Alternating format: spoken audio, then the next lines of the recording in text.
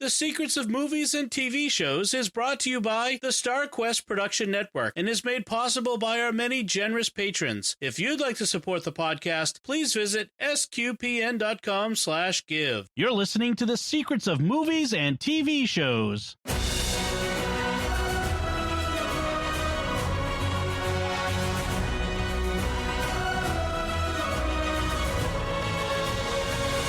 Hi, I'm Dom Bettinelli, and you're listening to The Secrets of The Patriot, where we discuss the hidden layers and deeper meanings of this movie. Joining me today on the panel are Father Chip Hines. Hi, Father Chip. Hello, Dom. And Mike Denz. Sorry, Mike, I almost father, promoted you. Not the same time. He is a father, yeah. Yes, you are a father, but not one with the title of father. Hi, Mike. Happy 4th of July. Yes, happy 4th of July, everyone. Yes. Well, the interesting aspect is that this show is going to be released, as you get it, right before the 4th of July. And we're recording it, though, on Bunker Hill Day. So I think it's appropriate. So June 17th. Appropriate that we're talking about a Revolutionary War movie. Before we get to that, though, let's remember to, if you can, like The Secrets of Movies and TV Shows on our Facebook page at facebook.com/StarQuestMedia. Retweet us on Twitter, where we're at SQPN. Leave us comments wherever you find us. And also check out SQPN.com. We have a lot of other shows there. We have shows about specific TV shows like Stargate, Star Trek, Doctor Who. What am I forgetting? I'm missing one. Stargate, Star Trek, Doctor Who. Star Wars. That's right. And a whole bunch of others. Let's Science, Jimmy Akin's Mysterious World, American Catholic History. Whole bunch of shows. Go check it out. We have a dozen shows to choose from. And if you like this, you're going to like that. All right, yeah. So we're talking about this Roland Emmerich directed film that came out in 2000. So this movie's 21 years old. And it's a long movie. It's about the extended cut is 3 hours. I watched the extended cut. I don't know if that's what you guys watched. But it's 3 hours I long. watched the 2 hour and 40-minute version, the theatrical version. Yes, yeah. But it was I don't long. think I've ever seen the theatrical or the director's cut. Yeah. I haven't either. Yeah, I'm not sure. I could look up what they've added, but I'm not sure. I think I know a couple of the scenes. Nothing major, nothing huge. I don't think you miss anything. Okay. But as I mentioned at the top, we're recording this on Bunker Hill Day, releasing it just around the 4th of July. Revolutionary War fervor is in the air. The thing I wanted to mention was, why aren't there more Revolutionary War movies? Like we were just talking before we got started. There's a couple of miniseries. There's the John Adams miniseries, which is pretty good. There's 1776, which is a musical. There's Hamilton, which was a stage play. But there aren't any Revolutionary War movies. There's Civil War movies. There's World War II movies. There's World War I movies. But there's no Revolutionary War movies really to mention at all. Like literally. Why do you guys think that is? That's a good question, Dom. And I honestly, I hadn't really thought of it until you asked the question. Yeah. Because I assumed there was, right? Because I remember watching the John Adams miniseries and thinking how wonderful it was, and how great Paul Giamatti was in it. And so I don't know. I guess I think maybe it's just something that people like to watch on TV, or I don't know. I just can't figure it. But I remember when this came out, and I thought to myself, well, I got to go see this. And I was not disappointed. Yeah. It's one of my favorite movies. Yeah, it's up there among. It's not quite Braveheart level for me, like Braveheart was. But I did enjoy it. This movie has its failings, so don't get me wrong. It's not a perfect movie by any means, but there's a lot to like about it, which we'll get into. But Mike, what about you? What do you think about the dearth of Revolutionary War movies, and what do you think of this movie? Yeah, I don't know. It's funny because even if you go back to when they were making war movies, they weren't making, Revolutionary War. There was a lot of World War I and World War II. We got a whole movie and comedy series on the Korean War and MASH. I mean, right. All that kind of different stuff. But every time I think, that's the Civil War. And I'm thinking of, and we mentioned this before, Dom, the movie or the miniseries Turn. Yes. That was true. About Washington's spies. Yep.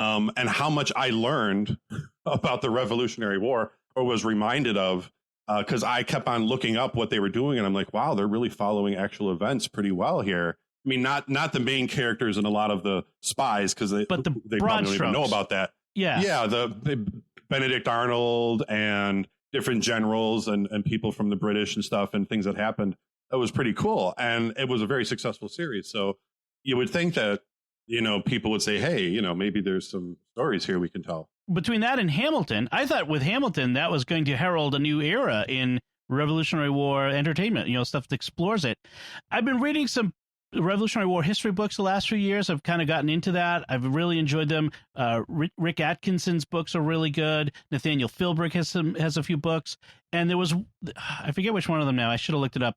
But one of them had a book on Bunker Hill, and it was so awesome. It was so cinematic as I was reading it. I'm thinking, this should be a movie. And someone said, oh, yeah, Matt Damon has optioned the rights. His production company has optioned the rights for it. I'm like, make that movie, please. It would be so great. I don't know why we don't have them, but it occurred to me. This is kind of stands out among movies as one of the few that was made that way. And it did pretty well at the box office. I mean, it's not the giantest of blockbusters, but it certainly doubled its reported budget, which is Hollywood accounting, so who knows what the real thing is, but it looked good anyway. Yeah. No, I don't know what the reason is. I mean, there's probably, you could speculate as to why people aren't doing it now, and I think it might have something to do with what we'll be getting into the movie about the depiction of slavery in that time, right, and things like that. I'm not sure it's a safe subject right now at this point in time. True. For people to make. At least right now. I can't explain what happened in prior years, but I'm thinking, there's so much blowback now. Even on Hamilton, there's been some blowback, and I can't imagine if this movie came out, this year, what it would be. Oh, yeah. Yeah. I'm not sure it would get made. That's a good point. Yeah.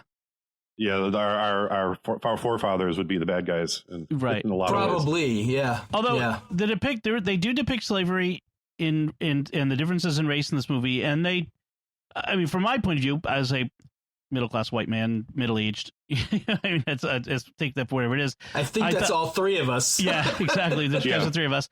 I mean, I thought it was a pretty decent portrayal, but others may have a different opinion. So I don't know.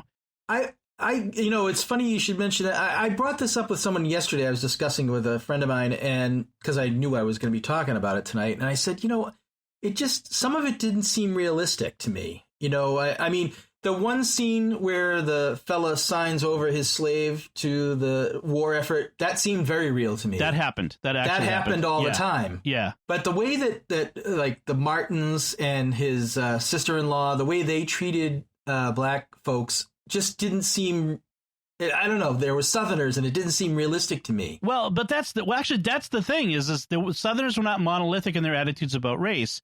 And this is a little bit, well, no, it's on topic because it is depicted in the movie. Like in the movie, Martin and his family, they didn't own slaves. They had freed black men and women were working on their farm. And right. I'm not sure what Charlotte had going on, whether they were slaves or not. They might have been. But certainly they explicitly said in Martin's case that they were freed. And there were plenty of abolitionists in the South in pre-revolutionary days, the revolutionary days. That's the thing is people weren't a monolith. They were not these cartoon characters that they're depicted of today. There were a variety of opinions, and there's a whole spectrum of beliefs about race and slavery and all those sorts of things.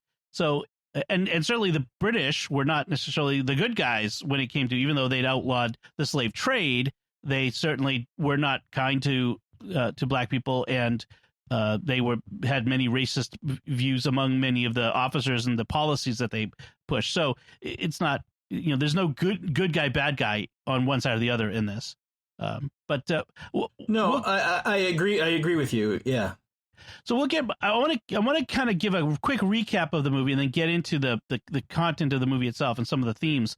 So as a recap or a reminder, if you haven't watched the movie recently, it takes place in the American Revolutionary War around 1776. You have this guy, Benjamin Martin, a veteran of the French and Indian War, has a farm in the South Carolina. It had to be South Carolina because they went to Charleston. And the war, he's opposed to the war because of his experiences in the French and Indian War. He has 6 kids, six, right? 6. 7. Seven to start. Seven. Yeah, seven. It was six, seven. It was supposed to be six, and Gibson wanted seven because he has 7 kids. Oh, okay, good point. Excellent. I didn't know that. So it's got 7 kids, and his wife he's a widower, and his oldest son is old enough to fight, played by Heath Ledger, and he's 18, but he's opposed to the war. The war starts anyway. The son enlists, and eventually the war comes to the farm. They're trying to, there's a battle that rages literally on their doorstep. They're treating the wounded, and then this awful British officer named Tavington shows up, who ends up shooting all of the wounded Americans, and ends up shooting one of Martin's sons, who was because he was going to take away the oldest son as a spy, even though he was a dispatch rider, and that gets Martin involved in the war, and he rescues his oldest son, and then he goes on, becomes basically a guerrilla war fighter, and then it follows him through the war up to the point of the Battle of Yorktown, and where we won. Spoilers. So that's we won. Yeah, we won that one. So that's the general framework. So Mel Gibson plays Benjamin Martin. Heath Ledger plays his oldest son Gabriel. Jolie Richardson plays his sister-in-law Charlotte, sister-in-law / love interest. Jason Isaacs, I forgot he was in this, plays the awful Tavington. He's so awesome.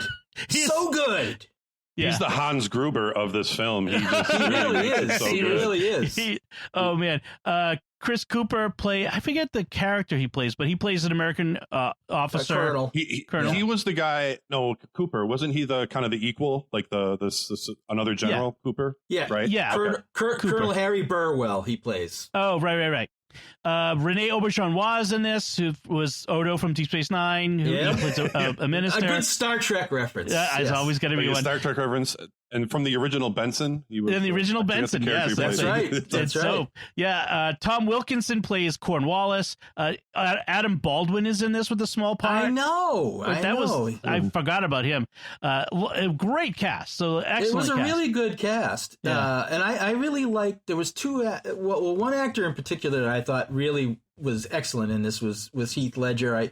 I thought his earnestness for the cause and his, he was certainly, this was one of his first movies. He was really starting out. I mean, he ended up being a fantastic actor. We all know, won an Oscar posthumously for The Joker after his unfortunate death.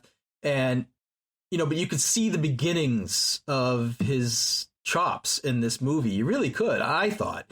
And the other interesting thing for me was how he and Gibson kind of looked a little bit alike to me. I don't know, some people don't see it. I saw it. It just seemed like they fit, like they could be father and son.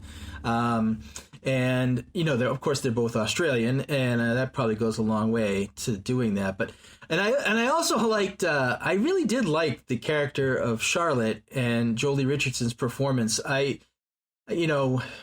She was just, I don't know. There's something about her in this movie that was just, I don't know, kind of glowing and stunning. And I just liked the idea of the widower and the sister kind of coming together and, falling in love. I just thought that was an interesting storyline that you don't see in a lot of, movies. She was the center of peace and grace that always he came back to.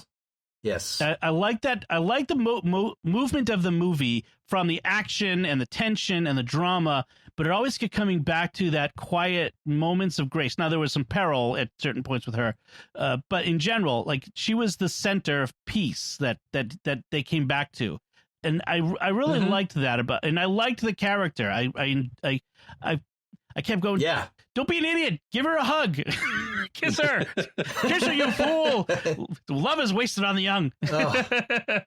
Quoting It's a Wonderful Life. Love is wasted on something in this movie. Yeah. Not so much young. But, even the kids were great. I mean, the youngest girl, Susan. So heartbreaking. Yeah. That actress passed away. I really? didn't know that. But she died was at 21, younger. and that's that's 2 of the children. I know that 2 children died in the movie, and since then 2 of the actors that played as children have died that I know of. Yeah. Oh, wow. It's very sad. That is sad. It is sad. I don't know how she died, but Drug overdose. that was another one. He would go back to the innocence of his children and Susan, who was mad at him for leaving. And, I think, it gets everybody, but like I have a daughter. I know Dom has daughters. Oh, yeah. That's just that gut-wrenching. The scene where they're scenes on the beach. I still cry. Oh, I was in tears. I had to pause it. I'm like, oh my gosh, say it to him, please. Yeah. I'm Italian. I cry at movies. I'll do whatever you want. I'm like, oh my god, that would have been like, I'm out of this war. I'm staying with my daughter. I'm not going anywhere. I'm staying with her. It was awesome. And God bless him, he didn't want to fight. No. He really didn't want to fight. He knew the horror of war. He had seen the horror of war, and this war had already touched him so dramatically. And, and the others in his band of, comrades who, lose somebody, they almost all lose somebody. And you forget how, at least I did, I forgot how kind of gruesome this movie was in some scenes. The battle scenes, like the beginning of the movie, the guy gets his head shot off by a cannonball. Oh yeah. I didn't see that coming right away because I didn't remember it. Yeah, obviously he didn't. No, Duck. No, never saw it. Never saw it coming. Way to go, Dad jokey. The one Leon Rippey plays kind of an old Billings? friend of Yep. Gibson's, and he loses his family, and immediately takes his life. They just have so many different like tragedies, and it's interesting too how it mirrors Braveheart. In that That's I what I don't was want to going to fight, say. people dying, and then we're going to go on. Except there's a kind of a more of a traditional happy ending, so to speak, with a battle won at the end. But there is a lot of themes there going the same way. It's the man who wants to stay out of the conflict, but whose hand is forced by the killing of a loved one by a British soldier, which unleashes within him the great warrior and leader of men. Right. That's the same movie, essentially. I mean, the details obviously different, including like you said, the ending. But yeah, I mean, it's a very similar character, and it sketches this epic heroic arc that we see often in tales and heroic tales. The reluctant warrior who once unleashed becomes a great leader. Those the best leaders are the ones who don't necessarily want to fight, but fight because they must. Right. No, that's true. And Benjamin Martin is definitely that guy. I mean, he's seen everything and he doesn't like it. And who would? They were so brutal, and and I think he sees in himself something that he doesn't like when he has to do that. He won't talk about the French and Indian War with his kids. He doesn't want them to know, about that. He knows what he life. has done. Yeah. Right. And another interesting thing, not very theologically correct in this movie, was his constant refrain of, paying for his past sins, and that, I mean, I understand what they were going for there. I get it. It's a nice movie trope, and it's a nice literature trope, everything.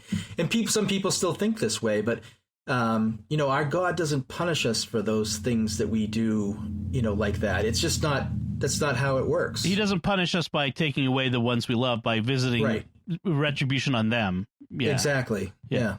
That's true. Yeah. I always took it, and I can see that would be the way to look at it right off, that God is punishing me, but that he kind of dipped his foot into this really ugliness, and that he can't get away from it. It just keeps kind of coming back because he went there, and those demons keep revisiting him, and he can't run away from it. And he's forced to fight it again. So yeah, it's only in order to rescue his son that he ends up fighting. That he's forced into it. Right. Yeah, and that's one of the best scenes in the movie. Oh, where where he's got his two younger sons there, like that's so intense. That's like awesomely set up. And you could see the effect it had on. I like how they had each boy was different. One boy, like he resented his father for making him participate in this, and the other boy's like, I'm glad they're dead. I'm glad I killed them. And you're horrified by both. as Martin was. Like what have I had to do to my own children? I brought this thing to them that I was trying to avoid. That sort of thing, and that was awesome. No, it's just one of the best scenes in the movie. It is. It's a great action set piece. Yes. And a rescue scene too, right? So they're trying to rescue Gabriel, and he gets involved in it too. He kind of figures out right away that it's his dad and his brothers trying to do something. But it was an interesting. I love that scene. The way it's set up, where he tells like the oldest daughter, "Okay, this is what you got to do, right? And if we're not there at a certain time, you got to go to Aunt Charlotte's." And like, here's a kid who's, she's 8, I don't maybe know, 9, maybe 9. I gotta go where if you don't show up, right? And she does it, and then the two boys get the guns. This is what we're gonna do. Aim small, miss small.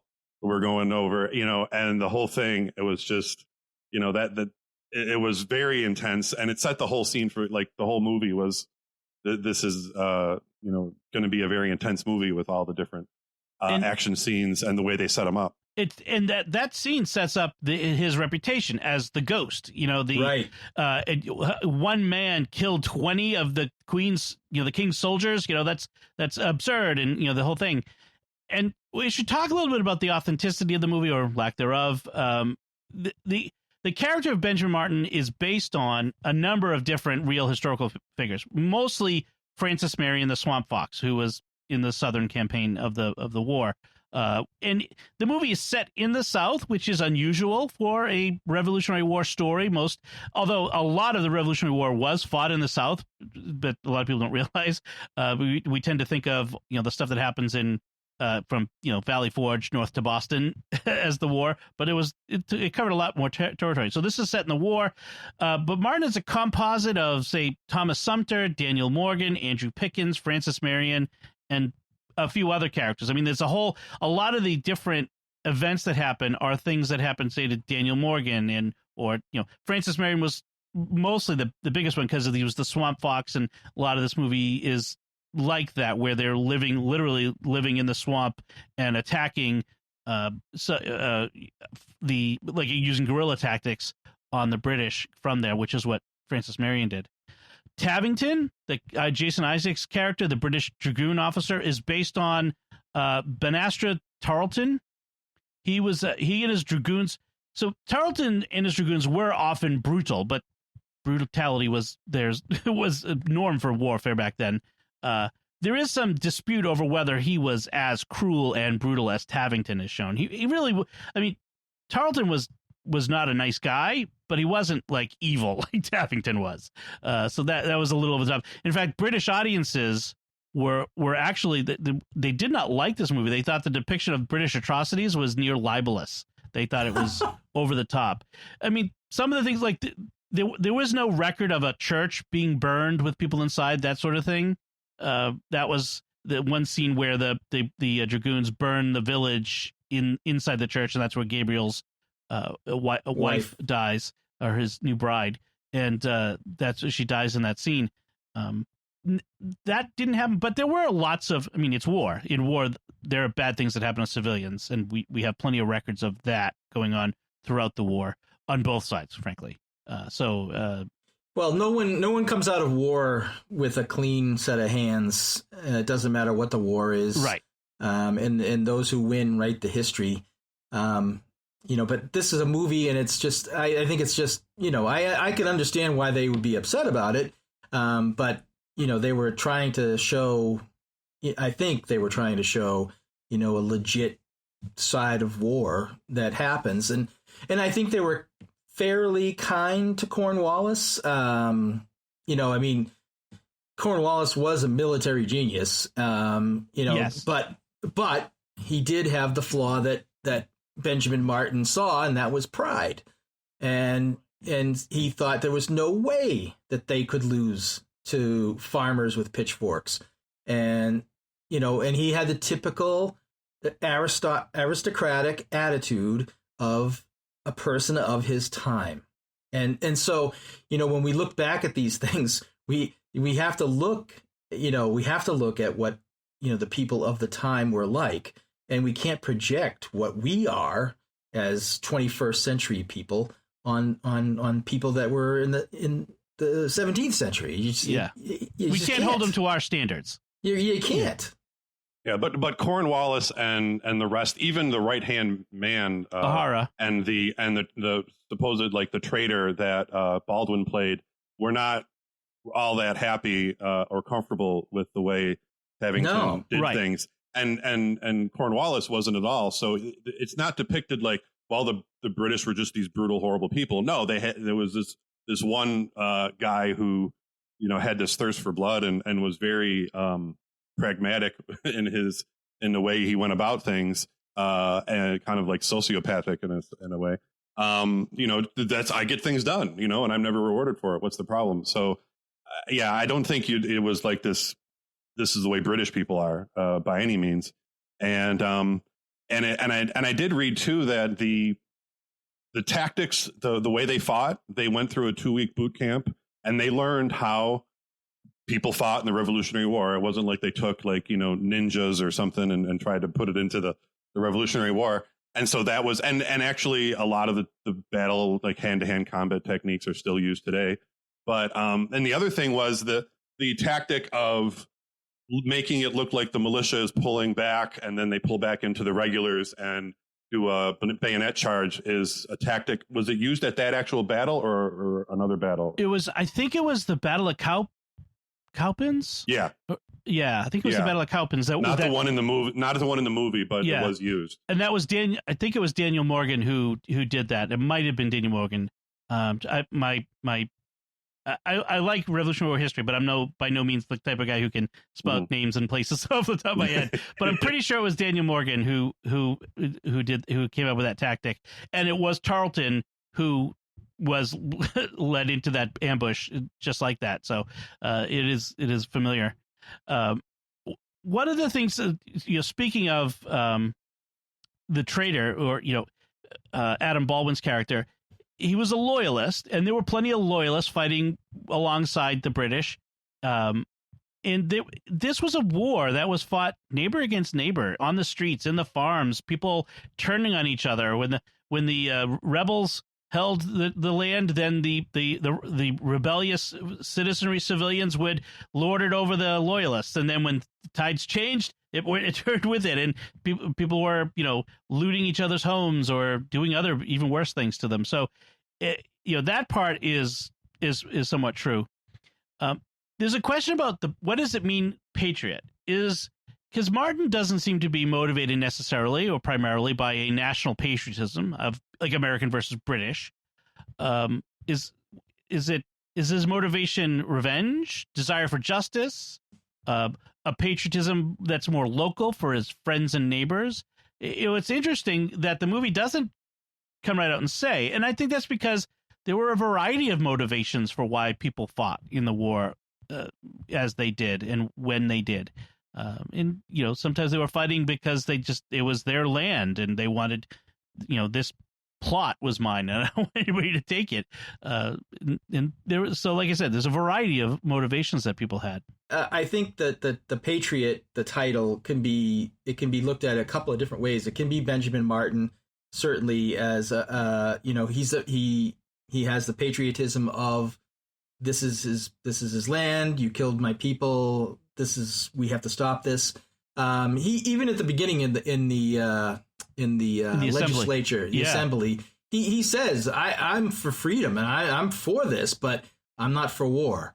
There has to be a better way. However, it also could be related to Gabriel too, who was very much the patriot, who very much was, this is a good cause. I'm fighting for the cause. And I don't know. It could have been either one of them that could have been the patriot, you know. So, but yeah, I mean, it is interesting because their motivations, everybody's motivations were different. But they all had some sort of underlying thought of, well, it's better to be free than it is to be, you know, subjugated to somebody 3,000 miles away. I like that line. Why would I trade a tyrant 3,000 miles away for 3,000 tyrants 1 mile away? Right. An elected legislature can trample a man's right as surely as an unelected monarch. And I'm like, wow. Don't we know that? We know yes, that. we do. Yeah, I think you got to go back to their little, you know, town meeting in Charlotte. where he's basically, once again, a la Braveheart, I want to have my life with my kids. You want to farm. I just want to be at peace, and I don't need this. And they're like, where are your, where are your principles? He goes, I have children. I can't afford to have principles anymore. So he's looking at that I'm going to compromise my former beliefs for my present responsibilities, until it turns out that those collide, and he has to go back to his former beliefs to protect his present responsibilities, because one of them was just killed and the other one was captured and is going to be killed. So he's forced into it. But I don't, whether he's like a patriot of, the United States of America and, this great experiment and everything. I think it's more along the lines of, I want to live peaceably with my family. The only thing is, in the end, when he comes back with the flag when he's riding the horse, I mean, that's the embodiment, I think, of like the title of the movie, right? I mean, it's like Braveheart. He had a brave heart, obviously. This is the Patriot. He's got the flag. He's running in and rallying the troops. And he was a rallying point to people because of his natural leadership and, his ability to get people to do what they needed to do. And he was a smart guy. I mean, he had obviously learned a lot fighting in the French and Indian War. He picked up that flag, in a sense he picked because it was Gabriel's, and in Right. that sense, he was picking up Gabriel's patriotism, his reason for fighting, and because he was fighting sort of in his son's honor.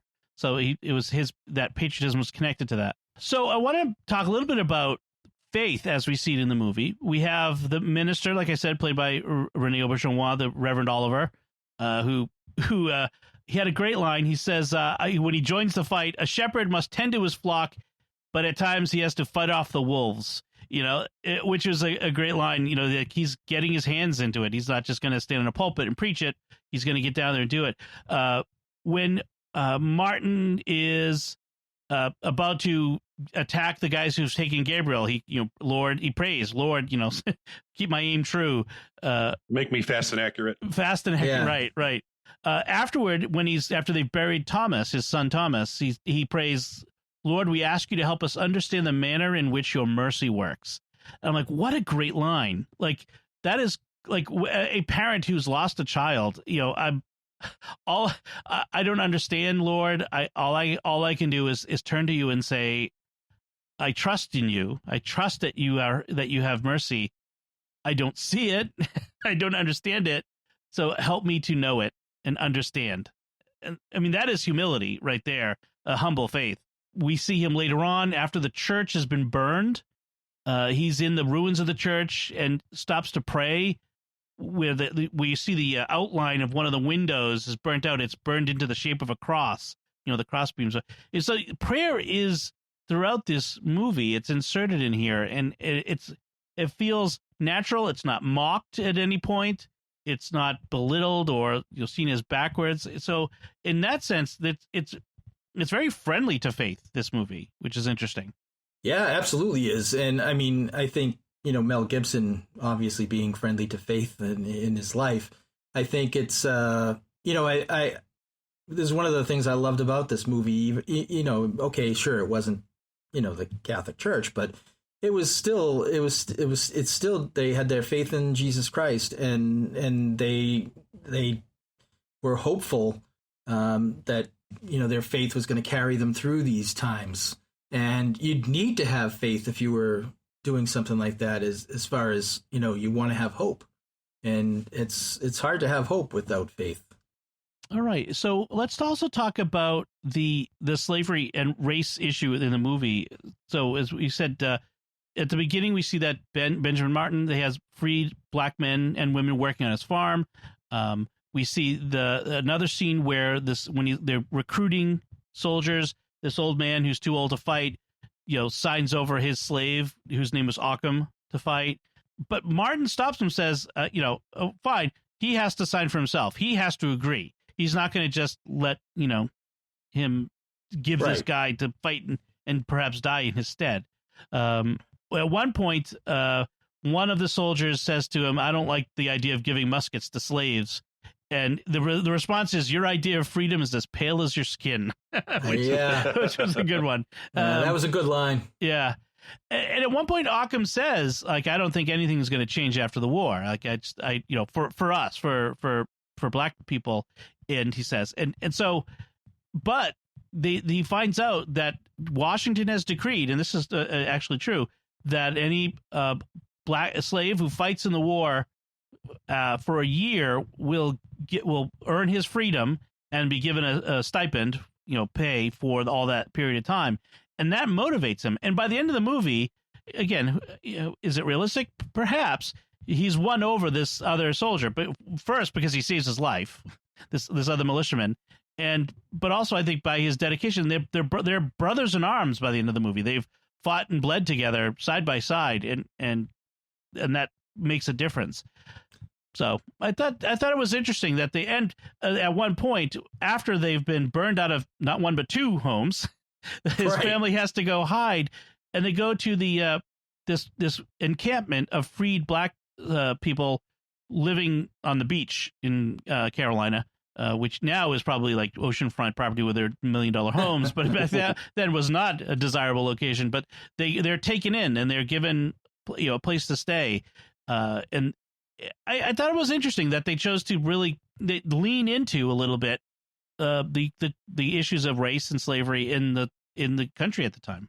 Yeah, and especially with Gabriel and his feelings about slavery, and certainly he was, I think it was Occam that he was talking to about how things are going to change, things will change, and and obviously that's a foreshadowing of the future, right? I mean, it obviously didn't change right away, and nothing ever does.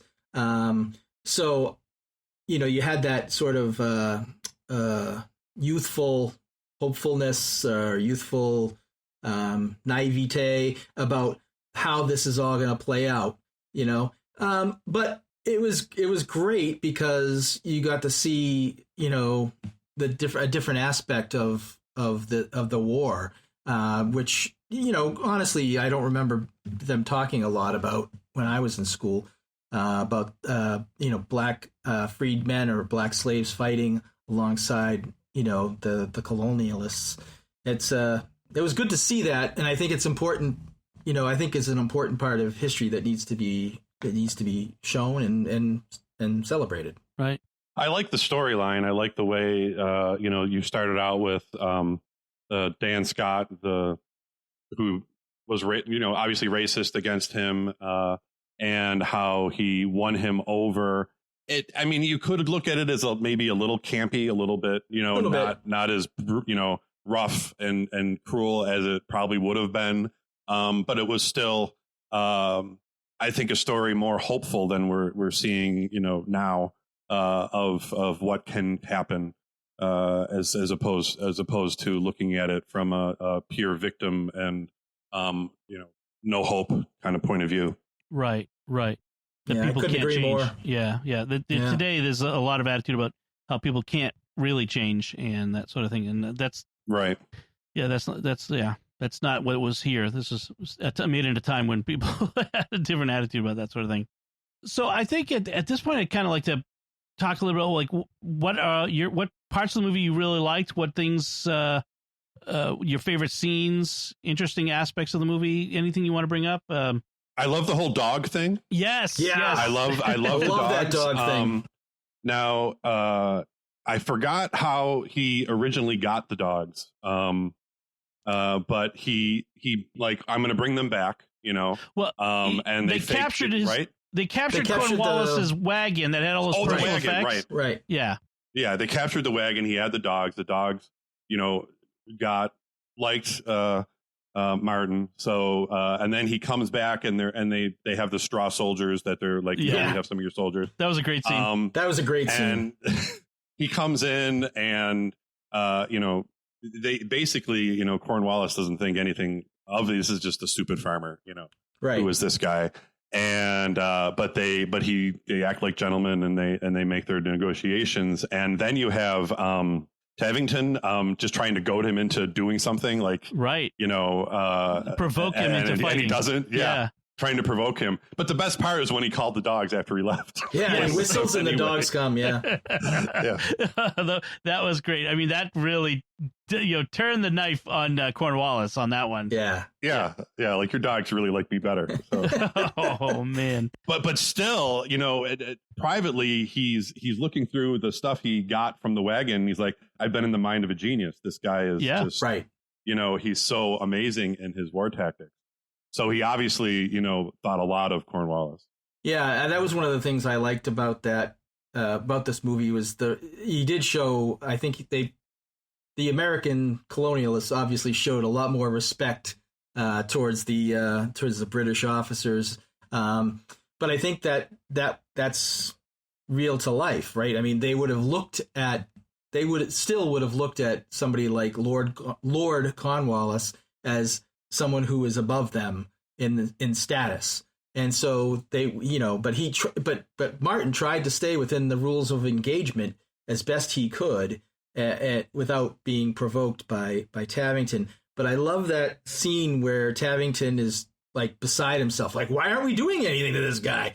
And he's a violent, criminal. And the British guy says, well, he hasn't done anything here. Right. Yeah. So Cornwallis was about the gentlemanly the gentlemanly form of war. Right. As he says to Tavington, like early on, that what does he say? We must conduct the war as gentlemen. He rejects the brutal tactics, partly because it's turning the populace against them. It's making them favor the rebels by doing this. He recognized that, and he keeps pulling him back. But when Martin embarrasses Cornwallis and wounds his pride, Cornwallis unleashes Tavington to be the butcher he is, and that's when the worst atrocities begin occurring. Yeah, there's also the argument they have about targeting officers. We can't have just these enlisted men just running around with no leaders. You can't do that, and that was interesting. I never even thought of the idea that well, of course you're going to target the officers. It's odd that they didn't do that. And no, like if you're somebody who's riding a horse and has all the stripes and medals, then you're off limits, so to speak. And that was. But Cornwallis kind of had a point, because a lot of times the regular enlisted soldiers were, sometimes they were the Hessians or the mercenaries. Other times they were the Irish Guards, Irish regiments recruited. Some of these, they're often recruited from not the best elements of our society, and unleashed without the discipline of officers over them, they could really be like a ravening mob, a horde, roaming the countryside. And so, in one sense, Cornwallis wasn't wrong. On the other hand, Benjamin Martin is fighting for his life. I don't have just like he didn't have the luxury of principles earlier, he also didn't have the luxury of fighting the gentlemanly war. Cornwallis was having, society balls, and you keep seeing him in these, like they keep depicting him in these occasions where it's very genteel and aristocratic, and meanwhile Martin's in the swamp, roasting stuff over the fire.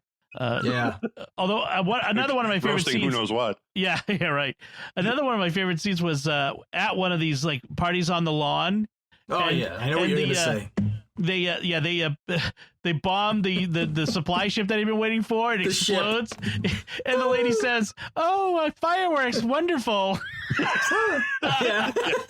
I was like, "Oh man, oh my God. He was so mad." She was so stupid. I also love when they first, we mentioned this a little bit before with the guy getting his head blown off. I think might have been the same scene, but when he came up to the window and his son is watching this war like on their backyard, and just the surreal, like, oh my gosh, it's right here. It's like, and what they were doing and how the British were just mowing them down as they were going through. And just the way they filmed that and the way it looked, very realistic. Very realistic. Very scary. Like, oh my gosh, that was really close to where they lived. And how, before that great scene we talked about where he rescues Heath Ledger, they're dealing with the soldiers and they're on their own land, and then his black workers get taken away and all of that. I mean, that whole thing that they built up to him finally saying, okay, I'm doing this was great. They unleashed like the evil that is Tavington all in one scene. I mean, he comes in and what is it like? All the things he does right off the bat. He kills the wounded, hangs. He's going to take that dispatch rider and hang him in violation of the rules of war. Burns the farm, kills the child. I mean, this is like in 10 minutes. This guy has already crossed this line. Yeah, crazy evil dude, and all motivated by greed, basically. Because his family's fortune is gone and he has nothing to go home to. And he knows that. Right. And so he needs the glory of war. He does. He needs the glory of war. And it's a sad sentiment on him, but it's also very, very realistic. Right. Well, in fact, I think that was one of the things that was true of Tarleton, is that he was destitute and needed to make a name for himself. And that's what one of his motivations in the real person, the historical person. Another thing that was real was this idea that they had to keep Cornwallis occupied in the South so that he couldn't take his army north to box out Washington. Because a lot of people don't realize the war was like, for most of the war, we were getting our butts kicked by the British. It was a long slog from 1776 or earlier, even from between the Battle of Bunker Hill and the evacuation of Boston by the British. Let's say that was a victory, all the way through to pretty much the just after the Valley Forge and the crossing of the Delaware. I mean, that was the last, like, that's when things started turning around. We were so close several times, even after that, to losing to the British. And if Cornwallis had been able to take his army north, it would have been all over. And so I like that they connected this. That was actually an authentic part, was that keep Cornwallis occupied in the South, keep his army there, and deny him victory there so that he can't reinforce the forces in the north. So that was good. Very realistic. Yeah, no, I like that part. And I it goes back to the way they fought back then is so, we just can't even fathom it. The standing there in line and just waiting to fire and firing, you're going to get shot. You're going to get hit. How long it takes to reload, and then the brutality of the hand-to-hand combat. And you got to remember, too, and I don't know if people remember this, but maybe they do. The British Army at that time was the premier fighting force in the world. Oh, yeah. In the world. I mean, we were nothing. They were the number one superpower. They were. Yeah. And we were nothing. We were a bunch of farmers. Farmers with pitchforks. And they lost, which was, I mean, it's a complete underdog story. And I think that's why Americans always kind of look at themselves as the underdog. Even now, when we're the premier superpower in the world, right. We kind of look at ourselves as like, well, we're that scrappy country that with enough nuclear weapons to blast anybody. Gathered together, yeah. That can destroy the world with one press of a button. But we're the underdogs. Yeah. Did you guys what do you think of Heath Ledger's arc? I mean, he finds out that his wife was killed, or fiance. I don't think they got married. No, they were married. They were married. They were married. They were married on the beach. Oh, that's right. I'm sorry. Obviously, I didn't review this movie just before we recorded, right.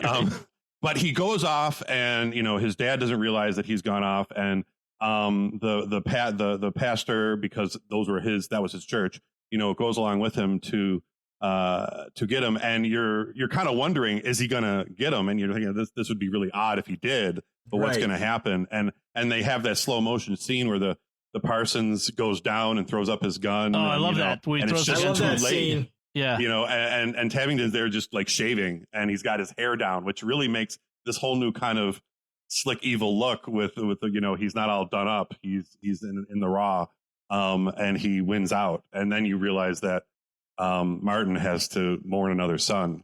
That whole scene was when the bad guy is dead, he's not dead. Just everyone should remember that. Don't go near him. Shoot him in the back. Shoot him. Why are you going over with the knife?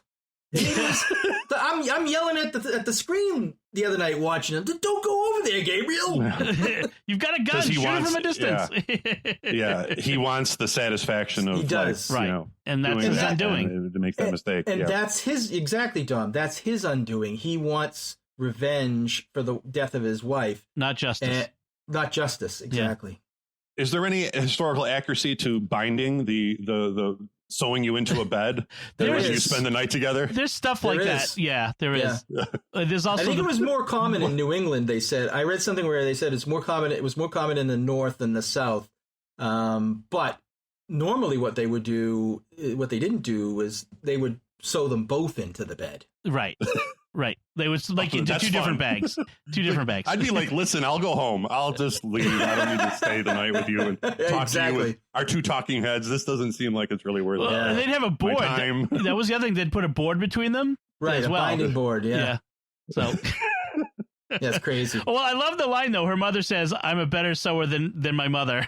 Yeah. Don't worry. Yeah. That was good. That was good. The old man was her father was a funny little character. Yeah. I liked him, Mr. Howard. With his little ear thing. Yeah, Mr. Howard. You can hear me. Yeah. Oh, there was one. Yeah, I figured there was one where he like pretended to mishear something. Yeah. I wanted to remember that. I don't remember that now. It was a good one though. Yeah, though he had a lot of good little lines in there. He was really some comic relief for this movie because this movie was heavy. You know, I mean, it needed those light moments to get us through. It did. Right. A couple really things I like the symbolism of his son Thomas's tin soldiers that he kept melting down into musket balls to shoot. Sort of like, this is, I'm sending it back at you. This is my son's, getting you back. That was pretty good. And then the fact that Martin's force, especially when he was gathering the forces, Gabriel goes and gets the townsmen. Martin goes and gets his old, drinking buddies, war buddies, the old veterans, and they come together and like this is I don't know about these guys. Yeah. It was an interesting combination of the country farmers and the dregs, so to speak. Yeah, though it was funny. I love that scene where him and I forget the French guy's name. Villeneuve. Oh gosh, we didn't even talk about him. Yeah, I know. I wanted to talk about him next, but let's talk about him. They go to that bar and they walk in and he goes, "Watch this," and "Long live King George!" I think this is the place. Yeah, this is the place we want. Yeah. So Villeneuve was an interesting character. He kind of has a feel of Lafayette a little bit. We got to have the Frenchman who's helping the Americans, but he has this visceral hatred for the British because the British soldiers killed his family, but he also was on the other side of the battle at Fort Wilderness from Martin, or I don't think he was at Fort Wilderness, but he heard about it. So, you were my enemy and now we're allies. So we're kind of uneasy at first anyway. Later on it becomes, they become friends, but it's an interesting character played by Checky Cario. I'm not sure how you pronounce the name, but it's an interesting spelling. Yeah, that's a hard one to pronounce. He's kind of like the Irishman from Braveheart. He comes in the middle and he's a foreigner that's going to help him out. Right. A little bit of comic relief there as well. I wish they had fleshed him out a little more. He's it's a good character. He seems like a good actor. He's been in a lot of stuff in France and whatnot. I mean, I just sometimes you watch it. I mean, that movie was 2 hours and 40 minutes long, so I guess they couldn't flesh out every character. Yeah, they probably had a lot of him. Probably ended up on the cutting room floor. Even in the 3-hour version, he didn't get a whole lot more. But yeah. There was that scene where he confronts him about killing the wounded British soldiers. Like like you need to stop shooting the soldiers, and he gets right in his face. Like if you you do it one more time, I'm going to shoot you. You shoot one of them, I'm going to shoot you. And he lays down the law at that point because his country farmers are horrified by this immoral act. Whereas the dregs and the Frenchmen are all, we just want to slaughter the British. And that was part of that coming together in overcoming the difference there. Well, he definitely had motivation, to kill the British. They gave no quarter, as he said, they gave no quarter to my family. Right. Yeah. So, yeah. he was hinting at Martin was himself a bit of a hypocrite. Yes, a little basically because of what happened at that battle at Fort Wilderness, which is not the Disney World Resort. Definitely not. Disney World. No. In fact, I think it's a reference to in the French Indian War, the Braddock's disaster or something like that. There was a British-led force that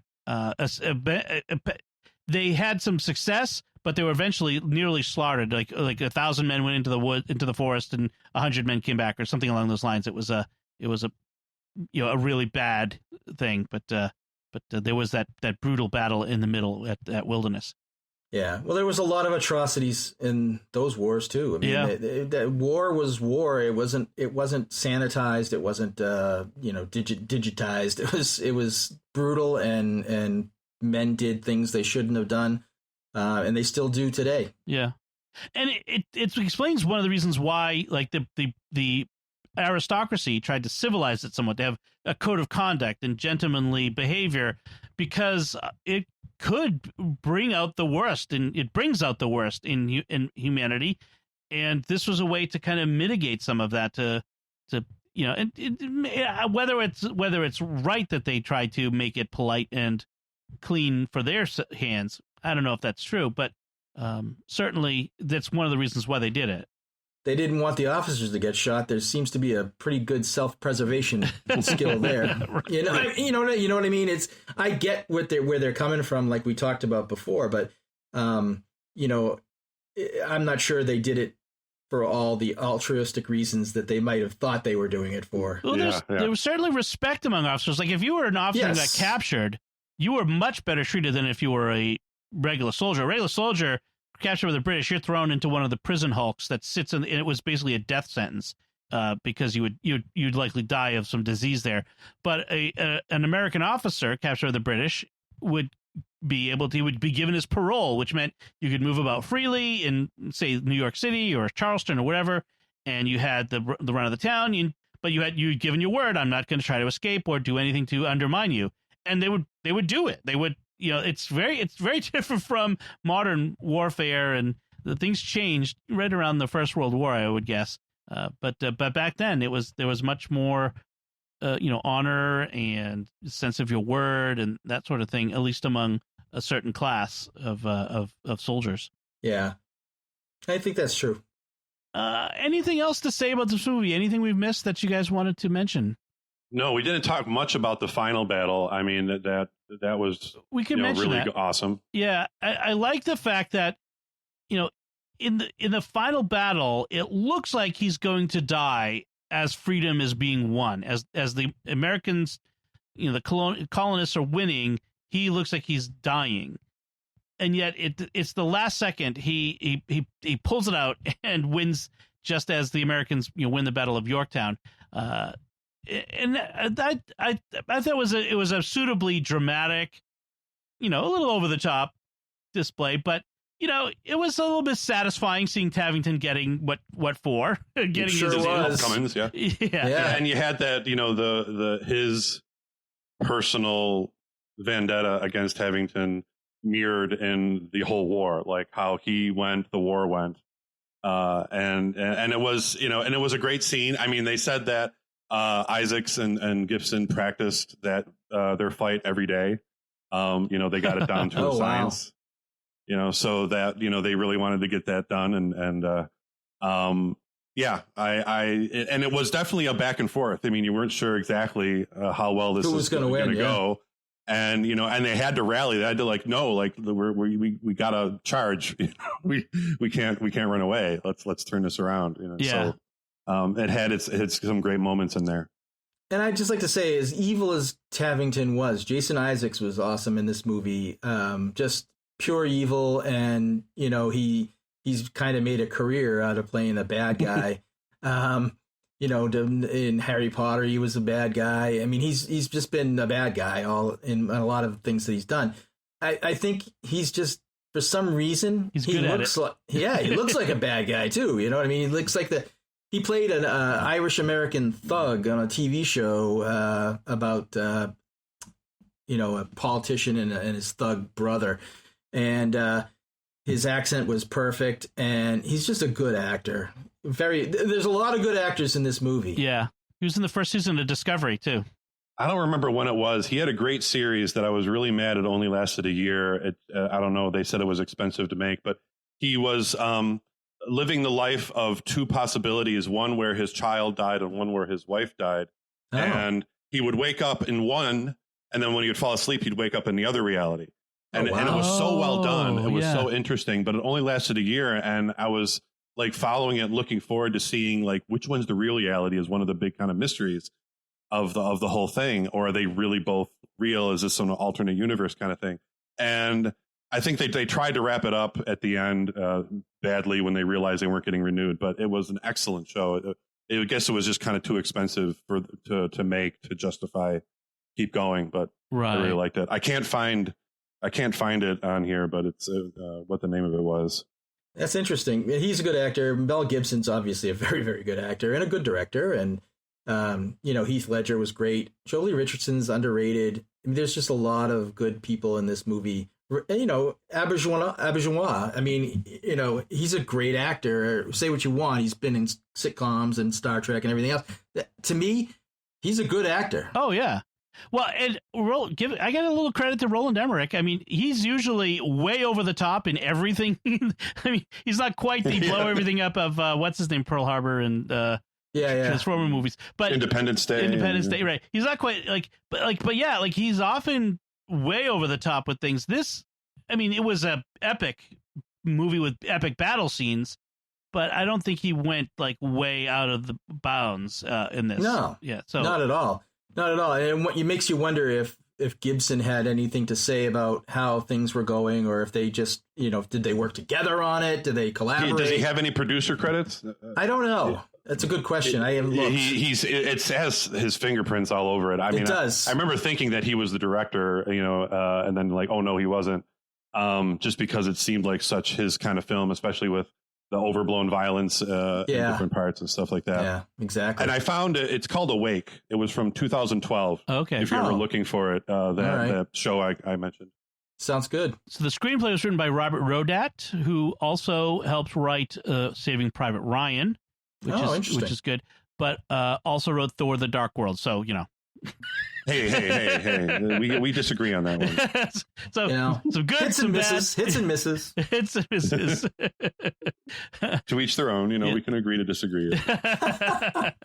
All right, I think we've exhausted. I think we're out of the time, this subject. Yep. So let's wrap things up. And I do want to take a moment to thank our patrons who make it possible for us to create the secrets of movies and TV shows, including this time Todd W., Alexander V., Amanda F., Callie P. and Ryan B. Their generous donations at sqpn.com/give make it possible for us to continue the secrets of movies and TV shows and all the shows at Stark West.